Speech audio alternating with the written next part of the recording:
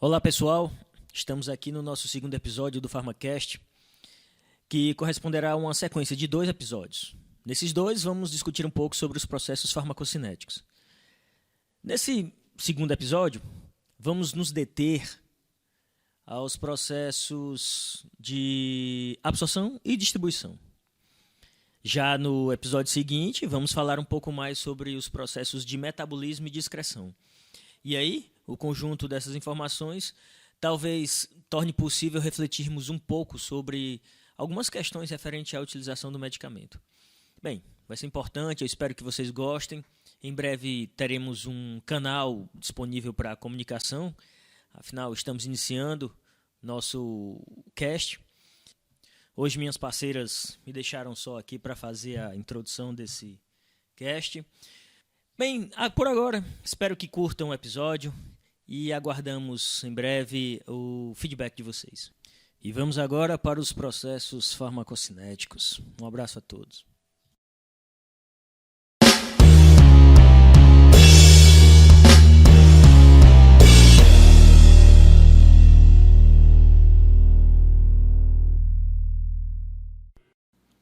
A farmacocinética pode ser compreendida como um estudo dos processos de absorção, distribuição, metabolismo e excreção de um fármaco, de modo pelo qual esse processo vai determinar o destino dele no organismo.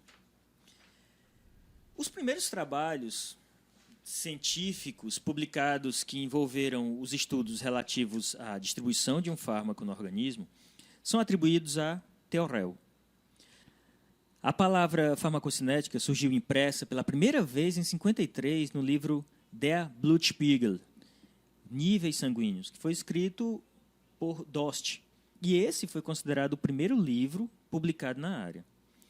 Então, nas décadas de 60 a 70, foram estabelecidos os conceitos fundamentais que constituíram a farmacocinética como área específica dentro da farmacologia.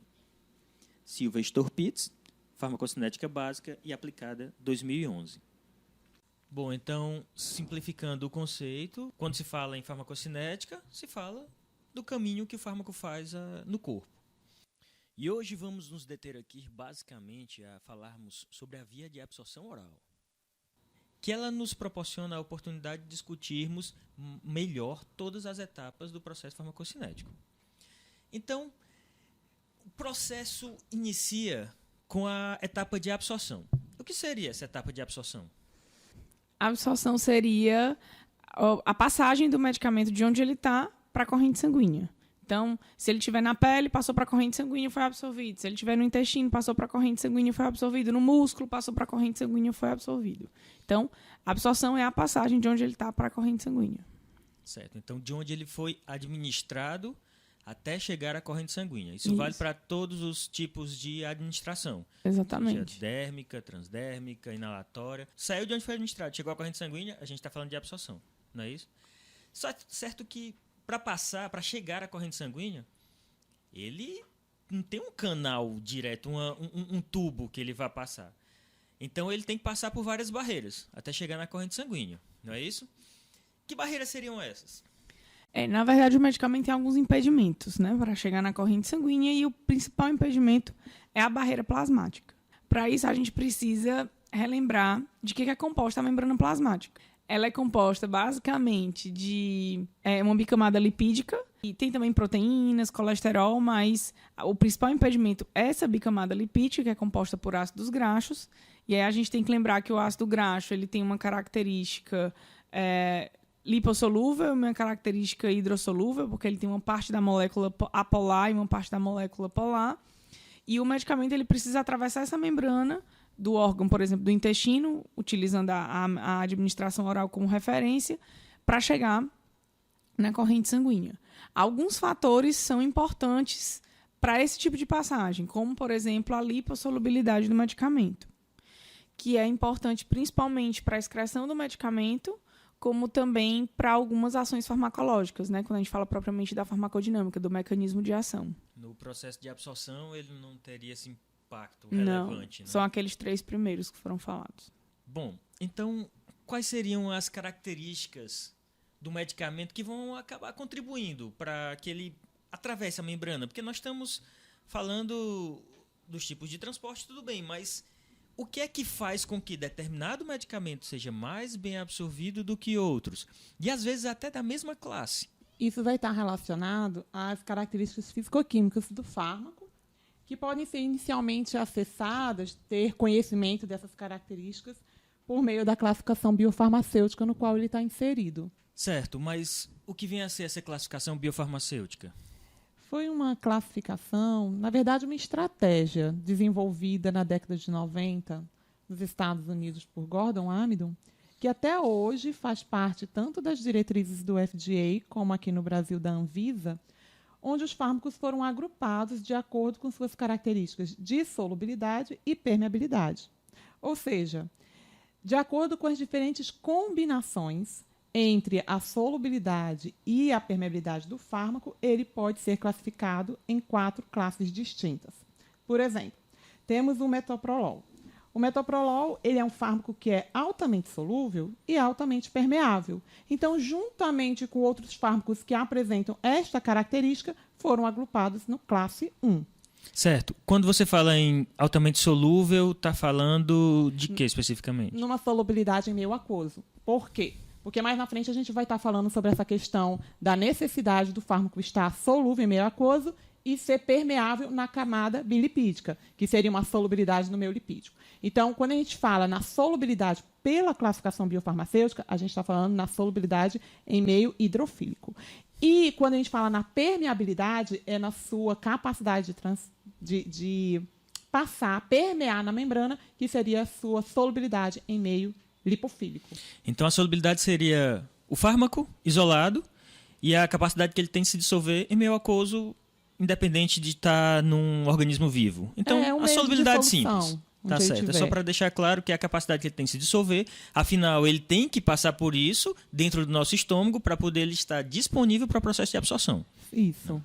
E aí existem 4 classes, né?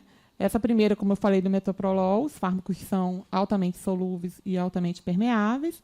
No caso do classe 2, a gente observa uma solubilidade já um pouco comprometida, então são chamados de baixa solubilidade e alta permeabilidade. Temos como um exemplo clássico de diclofenaco, todo mundo conhece o diclofenaco, já utilizou em algum momento, né? E na classe 3 seria o inverso, ele tem uma solubilidade acessível, boa, mas a permeabilidade já é baixa, como é o caso da cimetidina. E na classe 4, tanto a solubilidade como a permeabilidade são bastante baixas. Ok. Esses conceitos devem ser importantes para os processos de bioequivalência que a indústria trabalha tanto com os medicamentos. Seria isso? Seria usado para isso? São bastante utilizados no processo de bioequivalência porque ele vai exatamente poder comparar quais são os fármacos que podem estar associados em uma mesma classe e, consequentemente, vão apresentar mais facilmente uma mesma bioequivalência. Então, a gente começa a entender que essa ideia de farmacocinética não é tão teórico, não está tão para os livros de farmacologia, como a gente costuma ver. Então, esses conceitos são aplicados na prática e no desenvolvimento de fármacos. Então, para a gente retomar, é preciso entender que um fármaco precisa ter uma lipossolubilidade adequada, nem tão alta, nem tão baixa, de modo que permita que ele se dissolva nas membranas plasmáticas e possa ser absorvido. Eu lembro também que o processo de absorção contempla um momento em que o fármaco sai do local onde ele foi administrado, passa pela primeira camada, vamos dizer, por um lado da membrana plasmática da célula, se dissolve dentro da célula, depois ele sai dessa célula, passando pela membrana de novo para poder entrar em outra célula e aí ele vai atravessar um tecido. E aí vai chegar a corrente sanguínea. Para isso, ele precisa ter uma solubilidade em meio lipídico, que é a membrana plasmática propriamente dita, e uma boa solubilidade também meio aquoso. E assim ele ficaria dissolvido também no citoplasma. Então ele não pode ser totalmente lipossolúvel e nem totalmente hidrossolúvel. Aí a gente entra em outros conceitos agora, não é? Que são importantes para discutir um fármaco.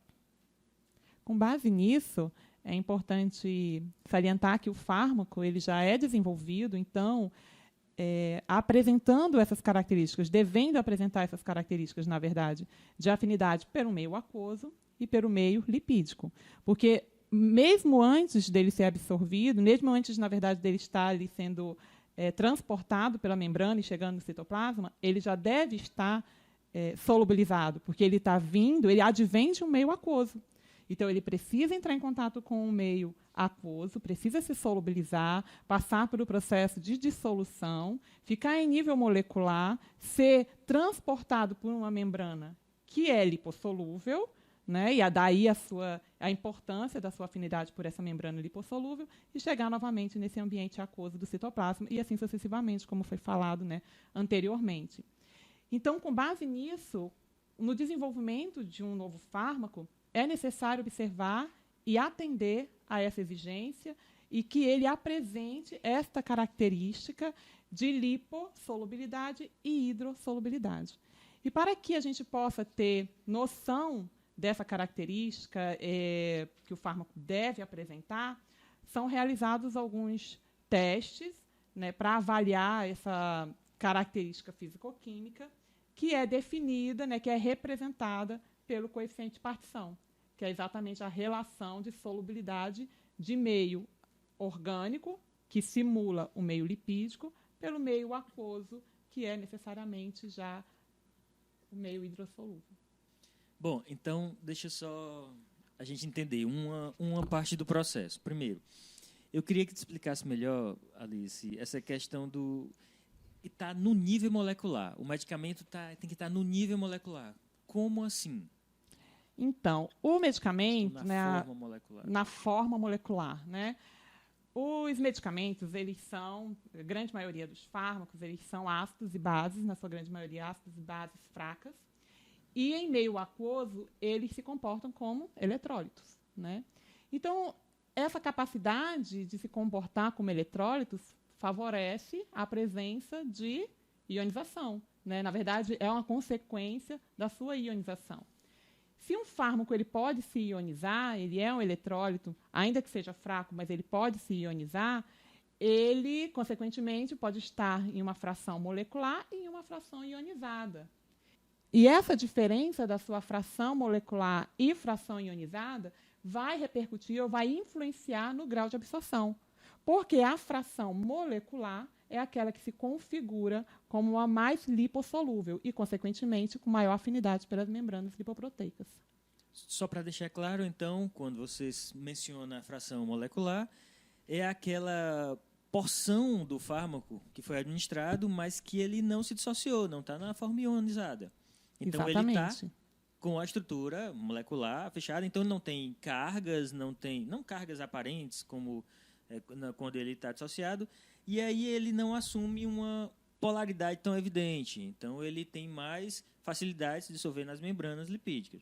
Exatamente. E vai conseguir passar mais facilmente pelo transporte passivo que a gente falou anteriormente. Exatamente.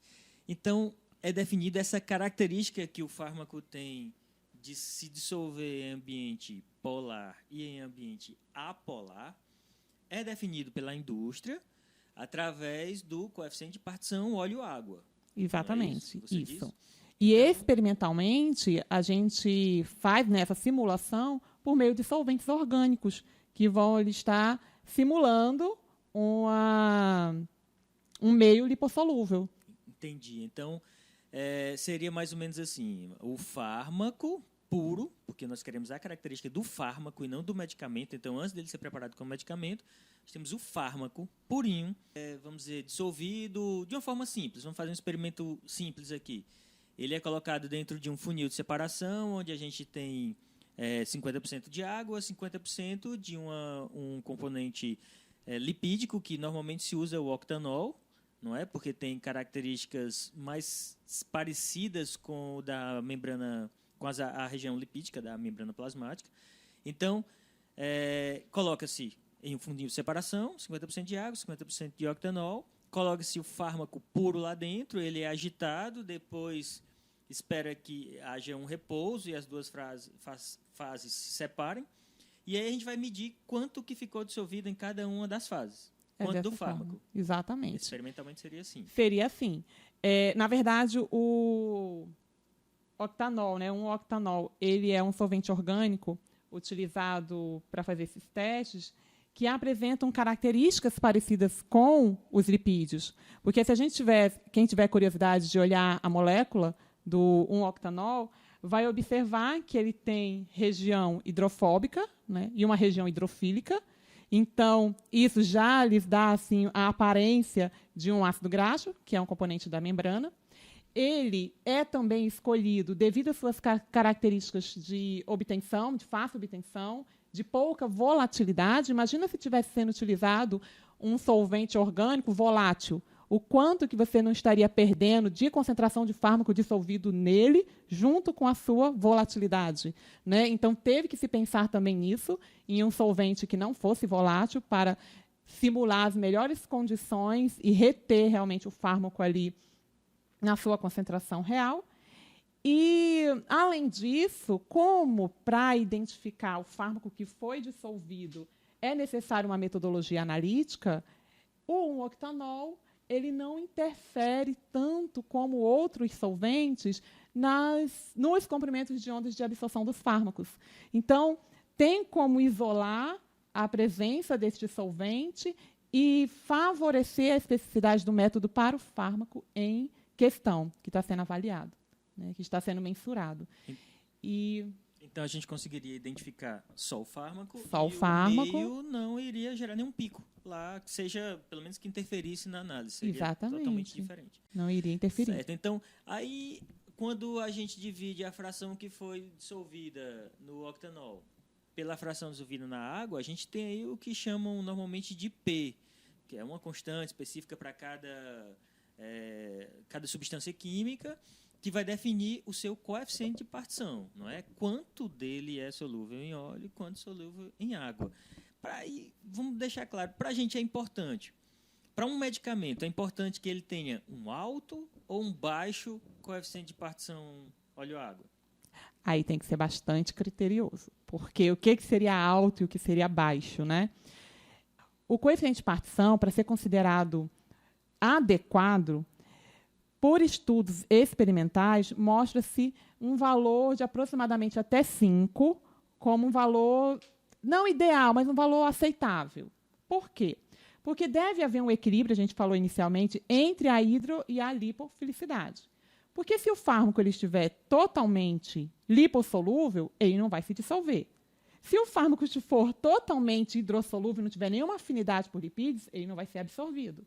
Então, esta relação que vai representar o equilíbrio entre os dois meios é o que vai ser representado pelo coeficiente de partição, porque é a razão da solubilidade nesses dois meios.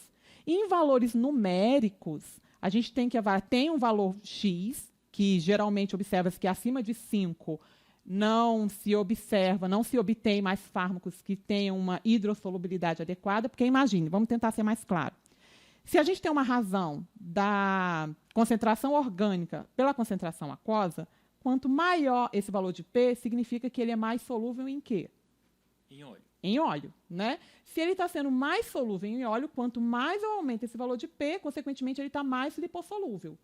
Lógico que chegaria em um estado que a molécula seria totalmente lipossolúvel frente a um meio líquido, aquoso, que ela precisava se dissolver anteriormente. Qual é a consequência disso, se ele fosse totalmente lipossolúvel? A consequência é que ele não conseguiria se dissolver inicialmente para ser absorvido. Ele não ia passar pelo processo de dissolução anterior necessário para que ele conseguisse depois ser transportado na membrana. Então, seria possível dobrar de forma linear as atividades do fármaco quando eu dobro a capacidade de dissolução lipídica dele? Só para deixar um pouco claro, primeiramente, que não seria somente as características de lipofilicidade dele que vai interferir na atividade biológica, né? Mas se a gente limitar a atividade biológica, a lipofilicidade, a gente tem que perceber, como eu falei anteriormente, que até certo ponto ele vai se comportar como um modelo linear. Ou seja, eu estou aumentando a lipofilicidade. Isso pode estar acontecendo quando insere nessa molécula uma estrutura ou um substituinte, né, com características lipossolúveis. Então, eu estou aumentando essa lipofilicidade, estou aumentando a atividade biológica. Mas até certo ponto que mantenha aquele equilíbrio que eu falei inicialmente. Por isso que, hoje em dia, né, antigamente, até Rush, falo já sobre ele ofereceu atividade biológica, na verdade, ele definiu a atividade biológica com as características físico-químicas de acordo com o modelo parabólico. Mais à frente, foi considerado já um modelo bilinear. O que seria isso? Ele vai aumentar até certo ponto, a partir do qual o aumento da lipofilicidade vai, consequentemente, fazer com que a atividade diminua, porque aí entra naquela premissa de que ele não se solubilizou. Ficou claro? Certo, então você aumenta a lipossolubilidade, ele realmente vai aumentando. Vai Pode melhorar a absorção, aumentando. aumentando até certo ponto em que a lipossolubilidade vai talvez aí gerar mais depósitos ou impedir os transportes e aí a absorção daquela molécula vai ser reduzida. Vai Então, ser reduzida. à medida que eu faço modificações na estrutura molecular com a intenção de aumentar a lipossolubilidade, isso pode favorecer o efeito até certo ponto. Exato. E a partir do momento em que eu aumento demais as características apolares, o efeito tende a reduzir. Tende a reduzir. Então, era uma curva. Aumentaria até certo ponto, depois começaria a prejudicar o efeito do medicamento. Exato. Então, Alice, só para fechar, já que você disse que ia falar um pouquinho do Rent, o que o Rent tem a ver com essa constante de lipossolubilidade? O que ele fez? Então, ele estudou o grau de contribuição de cada substituinte para a lipofilicidade de uma molécula. Então, ele listou, ele pegou vários graus de substituintes, avaliou o quanto ele poderia contribuir com a lipofilicidade e tabelou esses valores.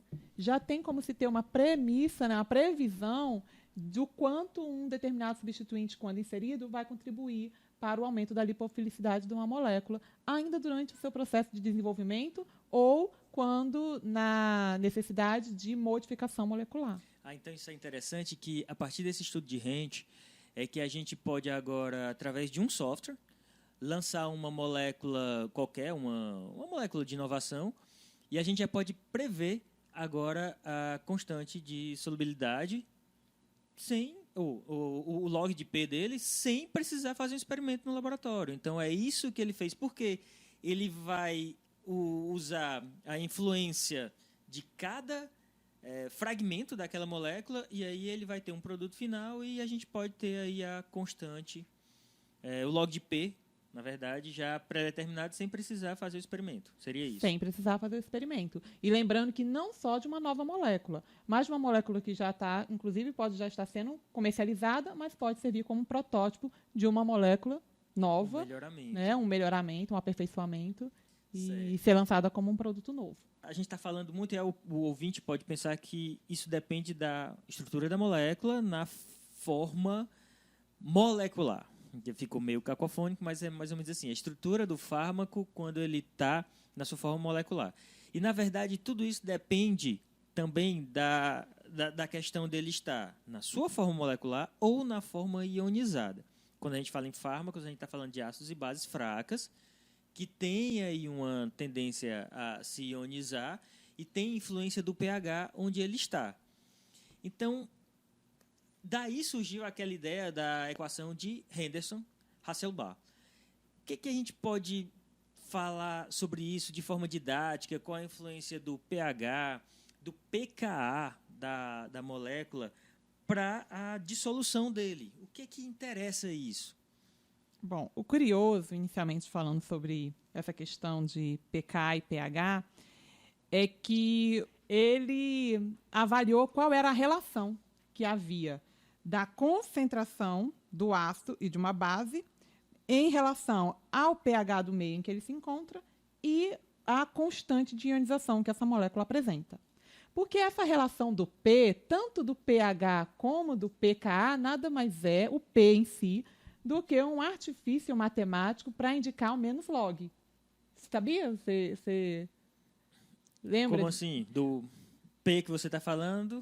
Porque o que acontece? Por exemplo, a gente fala em pKa. O que é um pKa?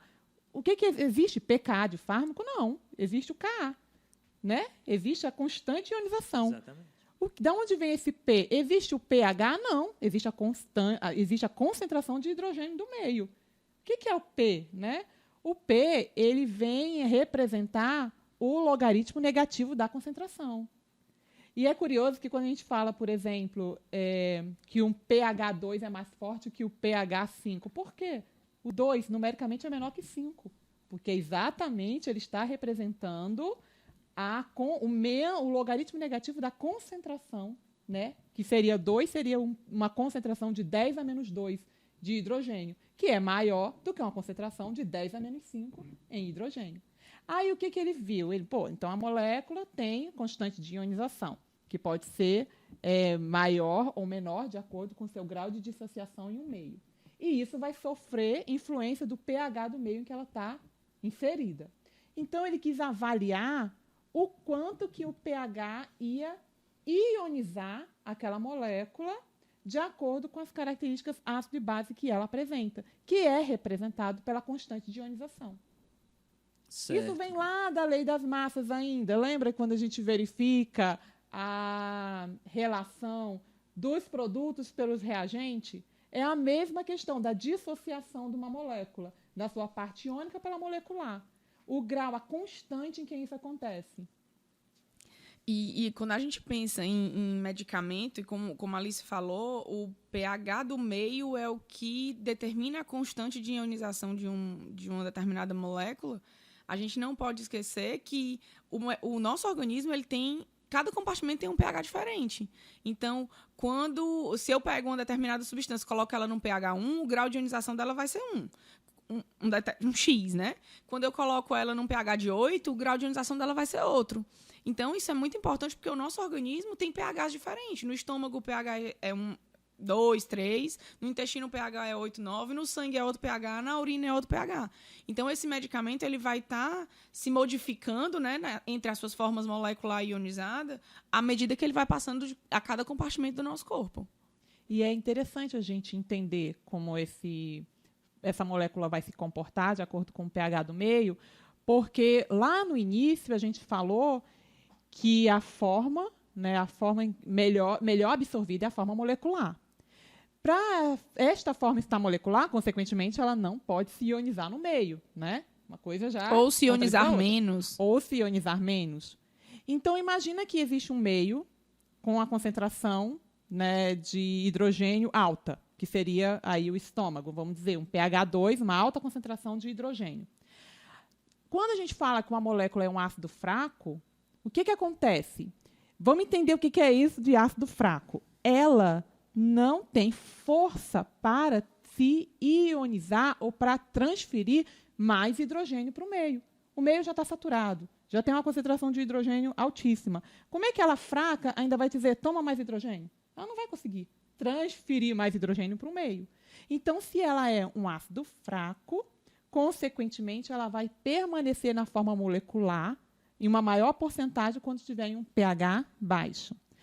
E o contrário também é verdadeiro. No caso de uma base fraca, uma vez que ela esteja num pH baixo, ácido, né, ela também vai estar mais ionizada, porque ela vai estar mais adepta, vai estar recebendo aquele próton do meio mais facilmente. E isso, consequentemente, vai ionizá-la.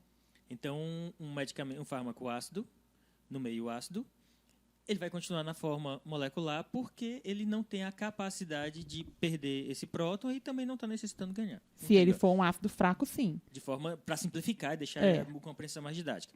Agora, se o fármaco for uma base, ele teria uma base fraca, claro que os fármacos são bases fracas, ou ácidos fracos, e essa base fraca teria uma maior facilidade de receber hidrogênios do meio e aí estaria passando para a sua estrutura dissociada, ionizada.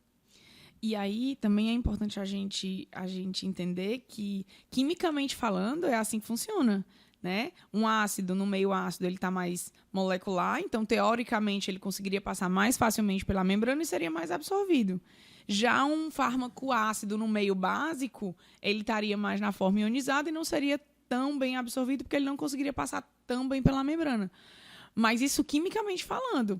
Quando a gente pensa na anatomia e na fisiologia, isso modifica um pouco. Embora um medicamento ácido tenha mais características químicas, fisicoquímicas de ser absorvido no estômago, por exemplo, a gente não pode esquecer que o intestino, anatomicamente, ele é um órgão de uma grande superfície de contato, ele tem as microvilosidades que acabam facilitando a absorção de todos os medicamentos, inclusive medicamentos ácidos, que naquele meio, teoricamente, não teria tanto a probabilidade de ser absorvido. Né? Bom, então vamos, só para a gente entender, vamos tentar fazer um fechamento do que a gente viu até agora. Então, um fármaco, para ser absorvido, que é a primeira etapa da farmacocinética, ele precisa ultrapassar várias barreiras. Essas barreiras vêm, se a gente considerar a própria capacidade de dissolução do medicamento como uma barreira, ele tem inicialmente que se dissolver como medicamento no meio. Em seguida, ele vai começar a ultrapassar as membranas celulares que compõem os tecidos.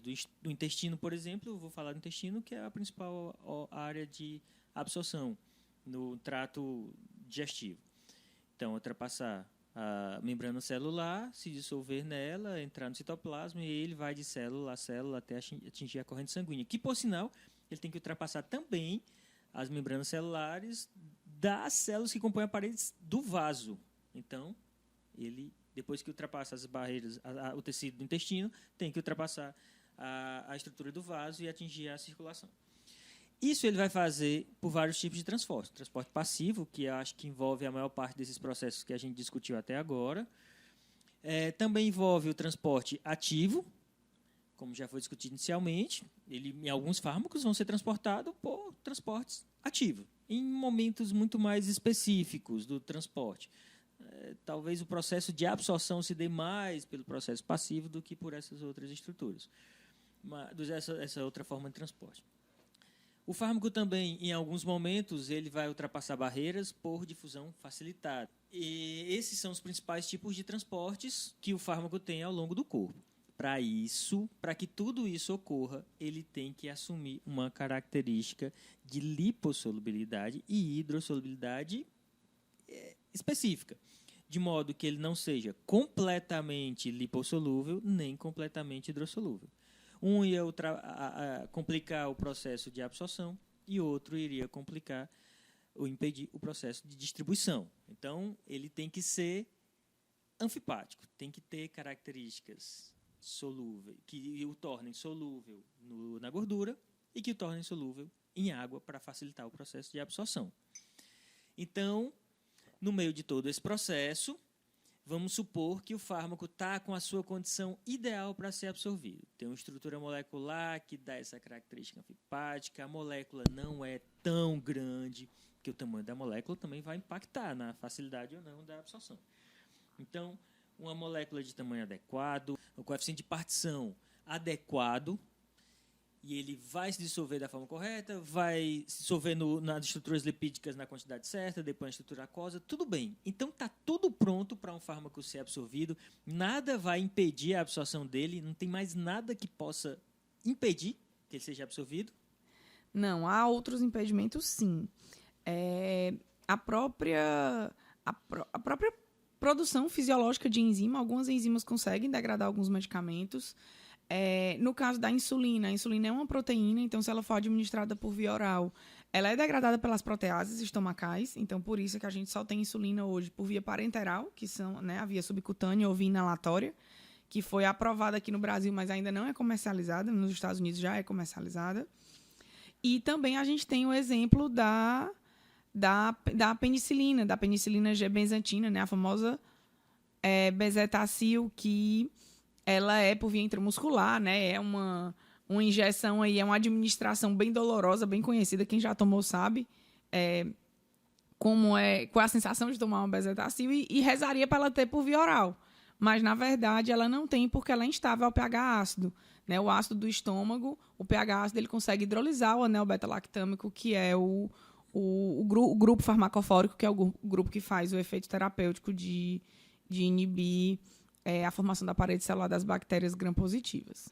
Então, além dessa barreira enzimática e além da barreira ácida, o fármaco ainda pode encontrar uma glicoproteína P, que faria, vamos dizer assim, depois ele conseguir ultrapassar uma série de barreiras e começar o processo de absorção, ele pode ser captado por essa glicoproteína e jogado de volta para a luz do intestino, que impediria também a sua absorção. Então, é uma série de obstáculos que o fármaco tem para conseguir ser absorvido. Então, não tem uma série de fatores para serem controlados para que uma substância consiga se tornar realmente um fármaco. A maior parte do que a gente está discutindo até agora que diz respeito à administração por via oral, principalmente por ser o processo mais complexo, que envolve muito mais interferentes e muito mais barreiras. Mas as ideias básicas de características ácidas e, particularmente, do coeficiente de partição, se enquadram a todos os outros processos de absorção, seja pela pele, seja por via inalatória, seja por via retal. Bom, todos esses princípios vão se adequar a qualquer outra forma de absorção. O que vai modificar talvez seja o número de barreiras que vão estar à frente do medicamento, impedindo o seu processo de absorção.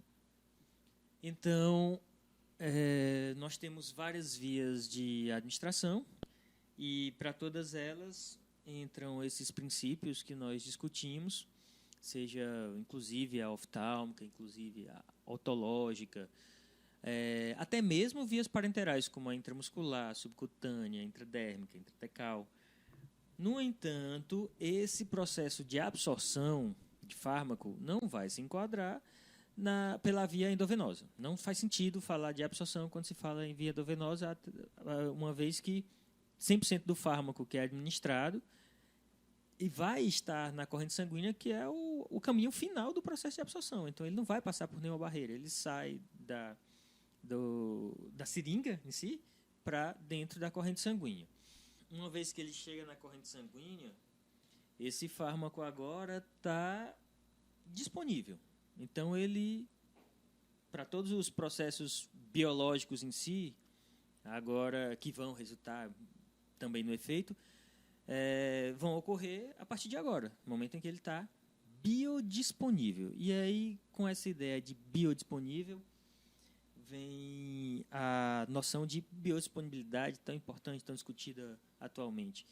E aí, Alice, o que é essa biodisponibilidade, então? O que vem a ser biodisponibilidade de um fármaco? Então, a biodisponibilidade, ela descreve a velocidade e a extensão, ou seja, a concentração, né, a quantidade real de moléculas ativas ou de substâncias ativas que conseguiram chegar na corrente sanguínea. Como você falou, se estiver relacionado a uma administração endovenosa, consequentemente, ela já está ali 100% biodisponível. Por quê? Porque ela não está passando por aqueles processos de absorção, aquelas barreiras que a gente discutiu até agora. Mas qualquer outra administração, ou seja, que seja extravascular, ela vai passar por essas barreiras. Então, alguma fração deste fármaco vai ser perdida, não vai ser absorvida, e, consequentemente, a gente vai poder mensurar quanto que está biologicamente disponível e qual a velocidade em que isso aconteceu. Então, resumindo, né, a biodisponibilidade vai verificar o quanto chegou e em que velocidade. Lembrando que o quanto chega depende principalmente do medicamento e a velocidade que chega depende também do sistema biológico, né, do organismo de quem está recebendo aquele medicamento, porque fatores como motilidade do trato gastrointestinal, falando mais uma vez da via oral, que é a via que sofre mais interferente, interfere diretamente nessa velocidade. E da forma farmacêutica. Né? Se a gente for considerar uma forma farmacêutica sólida para uma forma farmacêutica líquida, a velocidade de absorção também vai ser diferenciada. Uma coisa é ter que passar por um processo de desintegração, passar por um processo de dissolução para ser absorvido, e outro é um medicamento que já está sendo administrado na sua forma molecular, dissolvida em solução, como é o caso dos medicamentos em solução. Por isso que na dor, né, muitas vezes, mesmo o adulto, que não é comum de utilizar formas farmacêuticas líquidas, numa situação de dor, febre, que quer que o efeito seja mais rápido, e pode-se fazer uso das formas farmacêuticas líquidas. E num caso de emergência, você está chegando num pronto-socorro, você está com uma dor muito forte, eles não vão te dar um comprimido para passar a dor. Eles já vão administrar endovenoso o medicamento que ele vai estar 100% biodisponível e a velocidade em que ele vai começar a ter a atividade vai ser, consequentemente, maior, vai ser mais rápido. E essa biodisponibilidade, ela vai variar de medicamento para medicamento. Então, né, a gente tem medicamentos, como, por exemplo, o Etoricoxib, que é um seletivo aí da COX-2, que ele é, mesmo por via oral, praticamente 100% biodisponível. Então, mesmo por via oral, ele tem uma degradação muito pequena, ele tem uma perda muito pequena nesse processo. Há outros medicamentos que só, sei lá, 20% deles chegam na corrente sanguínea. Então, isso também é variável de medicamento para medicamento. E isso vai fazer diferença em relação àquela concentração que a gente vê no comprimido. Um medicamento com uma concentração maior, às vezes ele perde mais do que um medicamento que tem uma concentração menor. Então, que tem a concentração menor, ele consegue chegar em maior quantidade na corrente sanguínea. Então, aqueles 750 miligramas de paracetamol que eu ingiro quando eu degluto um comprimido de paracetamol não é necessariamente, provavelmente não seja, o que vai chegar na corrente sanguínea. Chega bem menos. Então, isso é importante para tirar aquela ideia do medicamento mais forte, que popularmente as pessoas falam muito. Eu estou tomando uma amoxicilina 500 miligramas e, nossa, é muito forte comparado com outro medicamento. Vamos dizer, uma doxiciclina de 100 miligramas. Exatamente, uma doxiciclina de 100 miligramas. E aí diz, esse é muito forte. Na verdade, a ideia é justamente o contrário, talvez o contrário. Eu preciso de uma concentração muito menor, de um medicamento que usa uma concentração muito menor e tem o mesmo efeito daquele que você precisa de uma concentração maior, então esse sim é que é o mais fraco, o mais forte. Até porque foi interessante você falar sobre isso. É exatamente o que define a potência e a concentração, que são conceitos inversamente proporcionais. Quanto maior a potência de um fármaco, menor a concentração necessária para que ele tenha uma atividade ou um efeito terapêutico desejado. Mas isso a gente vai discutir em outro cast um pouquinho mais à frente, quando a gente estiver nos outros processos em si, começando a falar da farmacodinâmica. Tá? Voltando aqui para a ideia da biodisponibilidade, de forma prática, como é que a gente pode determinar a biodisponibilidade de um fármaco? Como é que ocorre esse estudo? Esse estudo, né? Então, tem um grupo de pessoas, a gente está aí num estudo... Uma unidade de farmacologia clínica qualquer. Né? Tem vários voluntários que estão trabalhando, saudáveis, né? Nessa saudáveis. Fase, são voluntários saudáveis. Estamos aí na fase 1, né? Então. Fase 1, isso. E pega esse grupo de voluntários, administra o medicamento, né? Independente da via de administração, sendo extra, a gente está falando da extravascular, e a cada intervalo de tempo, pré-determinado ali pelo estudo, faz a coleta de um material biológico, vamos levar em consideração que seja o sangue, e avalia. Então, a concentração disponível naquela unidade de tempo vai mostrar, né, o quanto do fármaco foi absorvido. Isso vai gerar um resultado, um dado, que a gente fala que é a concentração em unidade de tempo, que na farmacocinética é chamado de área sobre a curva. Porque, deixa eu ver se fica simples. Por exemplo, eu removi uma determinada amostra, né, biológica, quantifiquei a quantidade de fármaco em tempos específicos para cada molécula. Vamos supor que seja meia hora. Vamos dizer aqui que a cada 30 minutos eu faço aí uma coleta do sangue e analiso a concentração do fármaco que está naquele momento. Daqui a meia hora, o que aconteceu? Obteve-se mais fármaco foi absorvido, alguns foram distribuídos e metabolizados e excretados, a gente vai falar isso mais adiante, mas há aí uma sobreposição desses dados. Eu não posso dizer que a cada meia hora novas moléculas chegaram e todas as outras foram embora.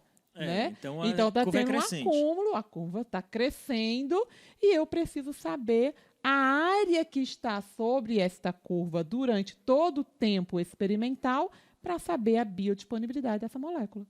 Certo. Então, no momento inicial, você tem um processo de absorção que ocorre muito mais rápido do que todos os outros processos de metabolização e excreção, que a gente vai discutir, e distribuição, que a gente vai ver mais à frente. Então, no sangue, a gente está falando do sangue, então é absorção puramente. Está lá, o medicamento vai se acumulando, porque vai sendo absorvido, embora uma parte dele esteja saindo pela excreção, outra parte esteja sendo perdida pela metabolização, outra parte vai se distribuindo, mas ele vai se acumulando rapidamente. Então, a curva é crescente. À medida que o tempo passa, a concentração vai aumentando, aumentando, aumentando. Até que chega um ponto em que praticamente não tem mais fármaco para ser absorvido. Então, daí para frente, vão prevalecer os demais processos, que a gente vai discutir em outros casts. Então, o processo de distribuição e de metabolismo, excreção, vão prevalecer e aí a curva vai ser descendente. Então, você tem um momento ascendente, um ápice, e a curva desce até que o medicamento seja totalmente eliminado quando se fala em uma dose só. E a biodisponibilidade, então, é medida pela área formada por esse gráfico. Exato. E aí a gente define a biodisponibilidade.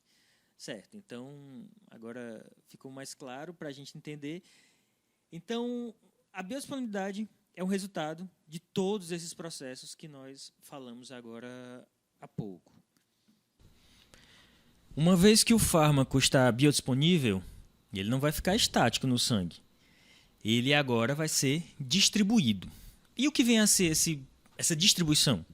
Nada mais é do que a transferência do fármaco, dos líquidos, né, sangue, linfa, para os diversos tecidos. Então, a distribuição é o momento em que ele sai, vamos dizer, de forma geral, do sistema circulatório e se espalha pelo corpo. Isso. Algumas áreas vão ser só depositadas, outras áreas ele vai realizar o efeito. Mas o que condiciona essa distribuição do fármaco? Muitos fatores. Né? Um deles é, por exemplo, vamos lembrar que para ele atravessar a barreira, a membrana plasmática, ele precisa estar na forma molecular. Mas no sangue, que é um tecido, um meio aquoso, ele vai se ionizar, como a gente já falou, né? Ele vai ter uma dissociação.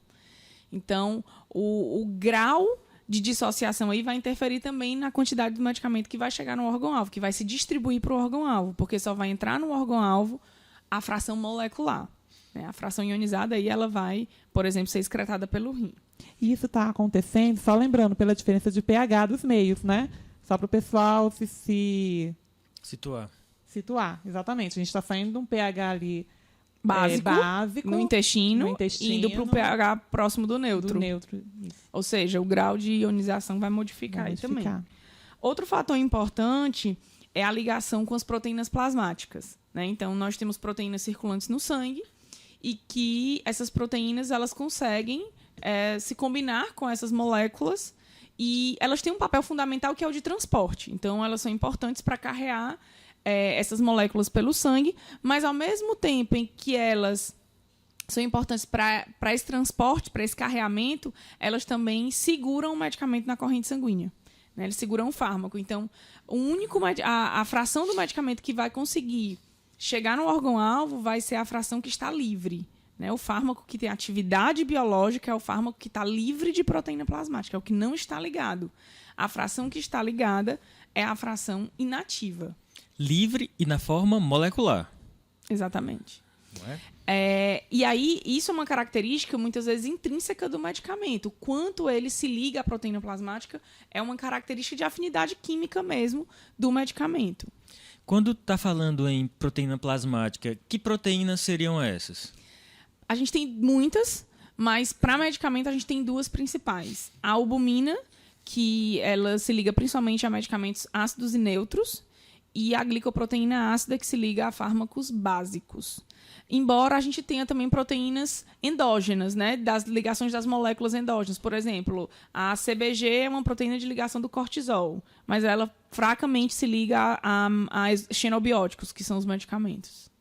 Além das proteínas plasmáticas, a gente tem também o coeficiente de partição, que já foi falado, né, anteriormente, que é um condicionante para é um condicionante porque já que ele vai ter que passar pela membrana do órgão, ele precisa ter aquele coeficiente de partição até 5, como foi falado anteriormente pela Alice. A permeabilidade capilar é importante porque quanto mais permeável for o vaso, mais facilmente ele chega no órgão-alvo, quanto menos permeável, mais ele se mantém no sangue. Então, a permeabilidade dos vasos o que modificaria? São vasos que têm permeabilidades diferentes ou o mesmo vaso assume condições de permeabilidades diferentes?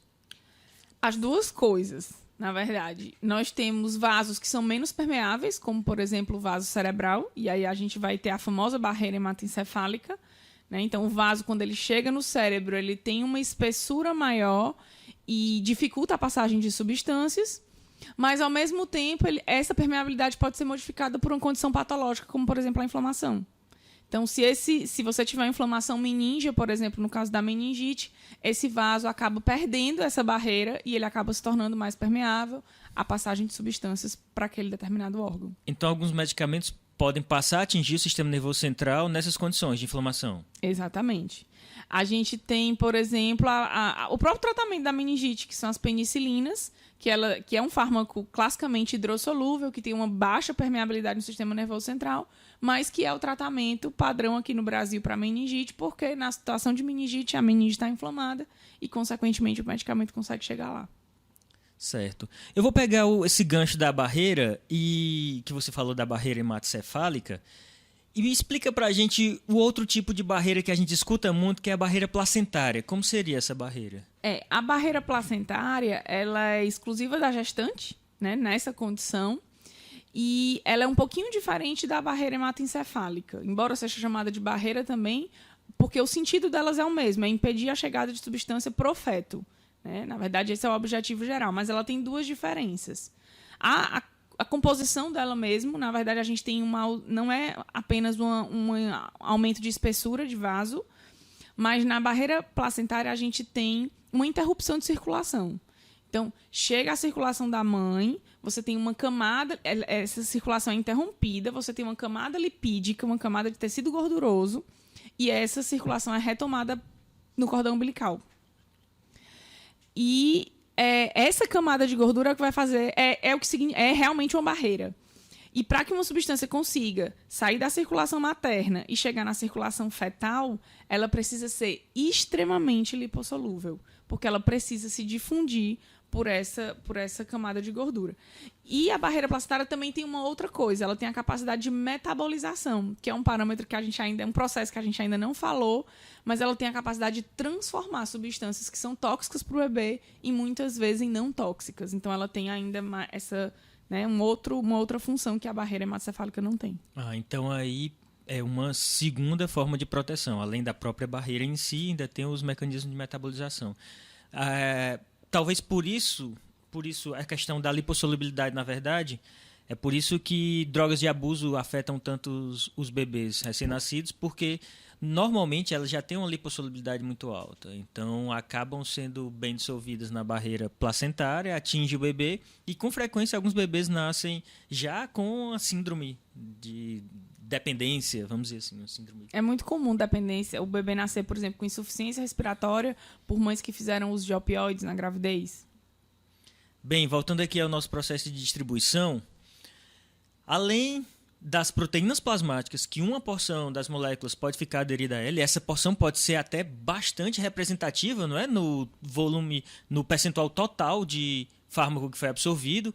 Alguns fármacos podem ficar quase que totalmente aderidos às proteínas plasmáticas e uma pequena porção é que vai ficar livre. Isso é importante porque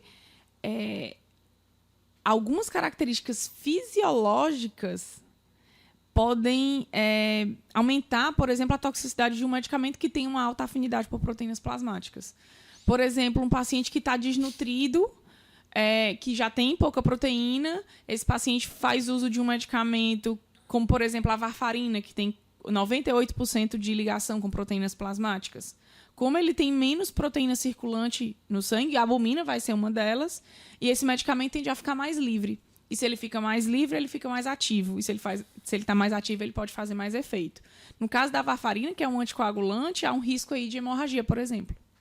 Então, a varfarina é um medicamento que tem um índice terapêutico baixo, conceito que a gente vai discutir mais à frente, em outro momento, mas ela tem um índice terapêutico baixo e esse pequeno aumento na atividade dela é o que pode diferenciar da atividade farmacológica, passando então a ter uma atividade tóxica e o paciente começar a ter sangramentos.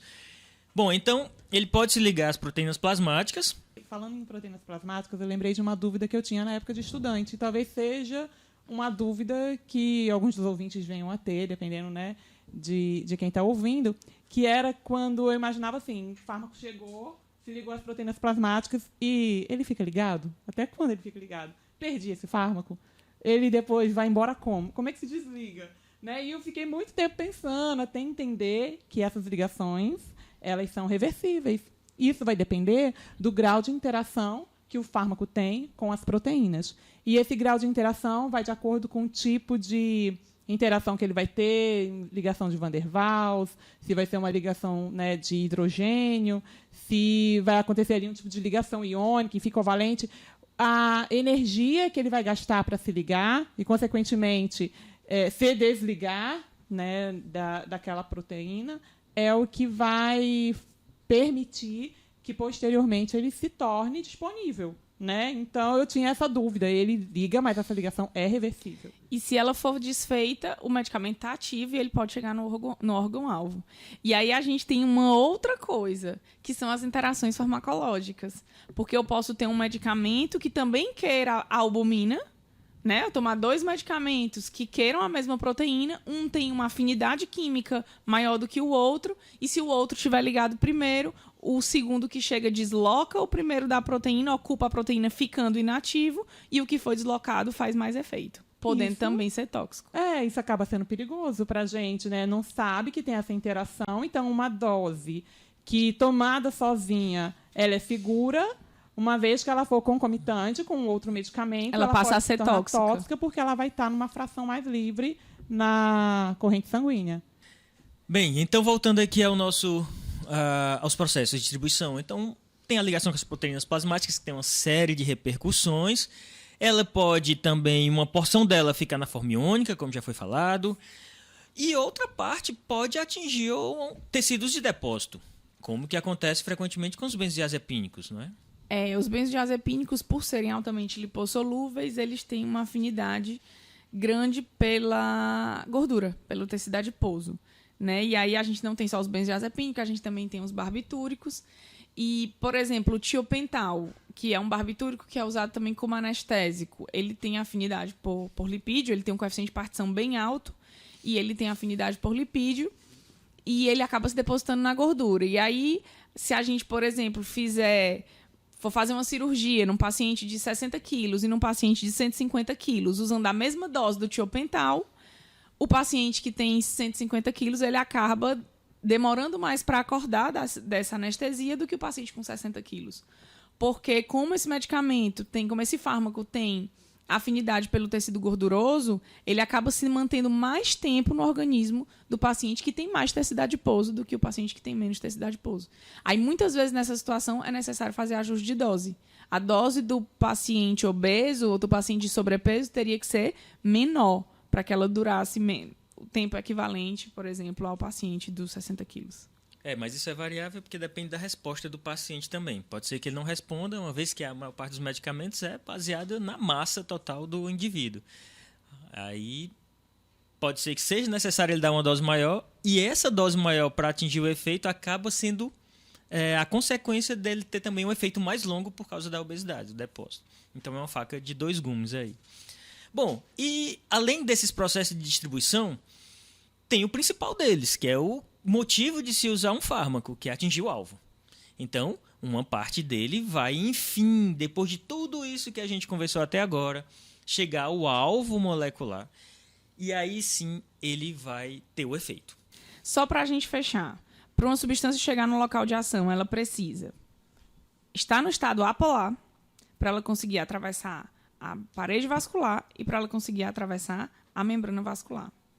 Lembrando que órgãos que são mais vascularizados, os medicamentos que estão nas condições para chegar lá, eles chegam com mais rapidez do que em órgãos que são menos vascularizados. E isso é chamado de equilíbrio de distribuição. Então, esse equilíbrio é atingido mais facilmente, por exemplo, no coração, no cérebro, no fígado, que são órgãos bem vascularizados, mas mais lentamente em tecidos mal perfundidos, como osso, unha, tecido adiposo, cabelo. Então, a vascularização do órgão também vai condicionar a distribuição. Bom, juntando todas essas ideias, nos levamos agora ao conceito de volume de distribuição, que é uma consequência de todos esses mecanismos. Então, como que a gente poderia conceituar volume de distribuição? O volume de distribuição, na verdade, ele é obtido através de cálculos, né? Mas, de uma forma bem simples, volume de distribuição seria a relação entre a quantidade do fármaco que chegou no órgão-alvo e a quantidade do fármaco que ficou na corrente sanguínea após aquele equilíbrio que a gente acabou de falar, né? Então, a quantidade que chegou no órgão-alvo e a quantidade que ficou na corrente sanguínea. Se, por exemplo, eu digo que o medicamento tem um alto volume de distribuição, ele conseguiu grande parte do que estava disponível para fazer efeito conseguiu chegar no órgão-alvo e uma pequena parte ficou na corrente sanguínea. Se eu digo que um medicamento tem um baixo volume de distribuição, é porque ele não conseguiu atingir grandes concentrações no órgão-alvo e ficou mais no plasma, mais na corrente sanguínea. Mas nós tiramos amostras dos órgãos para poder verificar isso? Não. São amostras sanguíneas. Então, é de acordo com a quantidade que se mantém no sangue que nós podemos supor aí Fazer essa relação. a ideia da distribuição. Então, na verdade, esse volume de distribuição é um conceito teórico. E ele depende não só do fármaco, mas das características fisiológicas do paciente, de ter mais ou menos proteína, de ter uma inflamação meninge ou não. E aí, condições fisiológicas e patológicas do paciente vão interferir também no volume de distribuição. Bem, pessoal, para não queimar o miolo de todo mundo, a gente vai parar por aqui, porque os processos farmacocinéticos são extensos, são longos, então nós vamos parar nesses dois conceitos de absorção e distribuição. E em outro cast, no segundo episódio, a gente vai discutir o processo de metabolização e de excreção. Então, a gente se despede aqui e espero que vocês estejam com a gente no próximo episódio e aguardamos os feedbacks de vocês mais à frente, tá bem? Um abraço para todos. Tchau, pessoal. Até o próximo. Até o próximo. Tchau, tchau.